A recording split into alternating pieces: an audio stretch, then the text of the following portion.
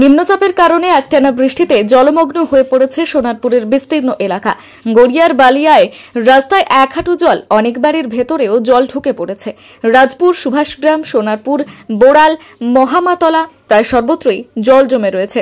জল নিষ্কাশনের জন্য বিভিন্ন এলাকায় পাম্প বসানো হয়েছে বলে জানিয়েছে পুরসভা। তবে জল নামতে কিছুটা সময় লাগবে। প্রতিদিনের জীবনযাত্রা ব্যাহত স্থানীয়দের। স্কুল কলেজগামী পড়ুয়া, অফিস যাত্রী, প্রবীণ নাগরিকরা বিপাকে।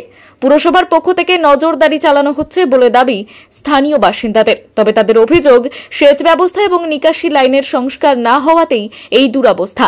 বৃষ্টির পূর্বাভাস থাকায় উদ্বেগ আরও বাড়ছে। এ বিষয়ে এক স্থানীয় বাসিন্দা সুশান্ত বারুই বলেন, জলের সমস্যা আর কি। কেন এত জল জমছে কেন এখানে? এখানে আপনার হচ্ছে বৃষ্টি হলেই জল জমছে, জল আবার বেরিয়েই যায়। অবশ্য কতক্ষণ সময় লাগে? আপনার ধরুন আজকাল থাকে, আবার জল কমে যাবে। ভারী বৃষ্টি যদি না হয়? ভারী বৃষ্টি হলে তো কিছু বলার নেই।